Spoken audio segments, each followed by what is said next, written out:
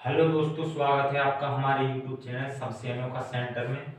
हम लोग प्रश्न नंबर 6.3 को हल कर रहे थे और इस वीडियो में हम प्रश्न 5 को हल करेंगे। देखिए अब प्रश्न आकृति में यदि PQ लंब PS PQ समांतर SR कोण SQR बराबर 28 अंश और कोण QRT बराबर 65 अंश है तो X और Y के मान ज्ञात कीजिए। ठीक है, हमसे क्या बोला गया है कि जो हमारा PQ है वो PS पर लंब यानी कि 90 अंश का कोण बना रहा है और हमारा PQ और SR समांतर है यानी कि PQ ये वाली भुजा हमारी SR इसके समांतर है यानी कि PQ और SR ये दोनों क्या है हमारी समांतर रेखाएं हैं। ठीक है, समांतर भुजाएं हैं और हमें SQR बराबर 28 अंश दिया है। SQR यानी कि हमें ये वाला कोण कितना दिया है 28 अंश और कोण QRT बराबर हमें 65 अंश दिया है। QRT ये हमें 65 अंश दिया है और हमें X और Y के मान निकालने हैं। तो देखिएगा यहाँ जो कुछ हमें दिया गया है सबसे पहले हम लोग लिख लेते हैं, हेडिंग डाल लेते हैं दिया।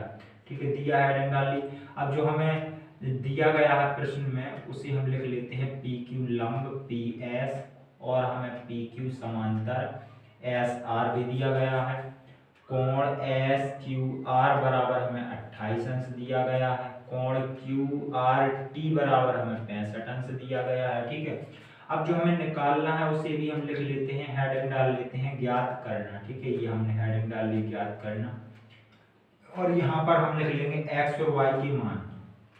X और Y के मान यही चीज तो हमें निकालनी है। अब देखिएगा x और y के मान यानी कि x का मतलब हमें ये वाला कोण निकालना है, y के मतलब है हमें ये वाला कोण निकालना है। तो ध्यान दीजिएगा यहाँ पर हमारा PQ जो है SR के समांतर है और ये से यदि हम तिर्यक रेखा मान लें, ये दोनों समांतर हैं और यदि हम इसे तिर्यक रेखा मान लें तो समांतर रेखा से तिर्यक रेखा तक का कोण यहाँ भी ऐसी समांतर रेखा से तिर्यक रेखा तक का कोण ये दोनों क्या है हमारे एकांतर अंतःकोण है। चूंकि हमें पता है ये समांतर रेखाएं हैं तो एकांतर अंतःकोण क्या होंगे बराबर होंगे। तो यहाँ पर देखिएगा हम क्या करेंगे, यहाँ पर पहले हम लिखेंगे चूंकि हमें पता है PQ समांतर SR। ठीक है, ये हमें दिया भी गया है, यहाँ पर देखिएगा PQ समांतर SR। इसलिए हम क्या लिख सकते हैं, इसलिए हम लिख सकते हैं PQR यानी कि ये वाला पूरा कोण PQR बराबर कोण QRT यानी कि ये वाला कोण QRT। ठीक है, ये हमने बराबर कर दिए। क्यों कर दिए, क्योंकि ये दोनों एकांतर अंतःकोण है। यदि हम इसे तिर्यक रेखा मान लें और ये समांतर रेखा है तो एकांतर अंतःकोण बराबर होते हैं। अब यहाँ पर हम लिख भी देंगे, यहाँ पर लिख देंगे एकांतर अंतःकोण, एकांतर अंतःकोण ये हमने लिख दिया। अब हम PQR की जगह पे कितना लिख सकते हैं, देखिएगा ध्यान से। PQR की जगह पे हम लिख सकते हैं x प्लस 28। चूंकि हमारा जो एक पूरा कोण है ये दो कोणों x और 28 से मिलकर के बना हुआ है तो हम PQR की जगह पे लिख सकते हैं x प्लस 28। ठीक है, बराबर। अब QRT हमें दिया गया है, QRT ये वाला कोण हमें 65 अंश दिया गया है तो यहाँ पर हम लिख देंगे 65।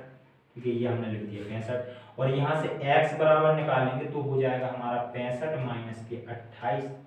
और जब हम 65 में से 28 को घटा देंगे तो यहाँ पर हमारा कितना बचेगा, यहाँ पर बचेगा हमारा 37।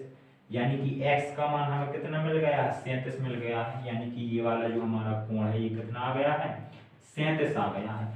अब हमें ये कोण और ये वाला कोण निकालना है यानी कि हमें y निकालना है, फिर हमारा सवाल कंप्लीट हो जाएगा। तो देखिएगा y हम कैसे निकालेंगे, ध्यान दीजिएगा। ये हमें एक त्रिभुज दिख रहा है PQS। ठीक है, ये PQS त्रिभुज दिख रहा है, इसमें हमें दो कोण पता है, एक तो हमारा 90, एक अभी हमने निकाला 37 है।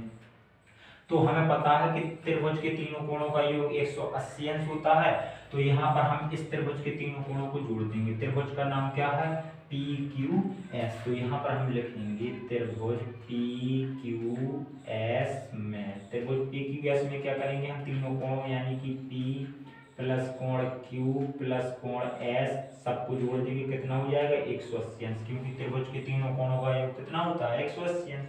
अब देखिएगा हमें कोण P पता है कितना हमारा 90 है तो यहाँ पर हम कोण P की जगह पे लिख देंगे 90 और प्लस कोण Q, Q भी हमें पता है, इस त्रिभुज की बात करें तो Q अभी हमने निकाला है 37, तो यहाँ पर लिख देंगे 37, ठीक है 37 लिख देंगे, प्लस S, S यानी कि Y, तो S की जगह पे Y लिख देंगे, Y हमें निकालना है बराबर 180 अंश। अब हम 90 और 37 को जोड़ देंगे तो कितना हो जाएगा, हमारा हो जाएगा 127 प्लस y बराबर में 180 अंश। 127 को हम 180 की तरफ ले जाएंगे तो y बराबर निकल के आ जाएगा 180 माइनस 127, और जब हम 127 में से सॉरी 180 में से 127 घटा देंगे तो हमारा कितना बचेगा, यहाँ पर हमारा बचेगा 53, यहाँ पर हमारा बचेगा 53, ठीक है।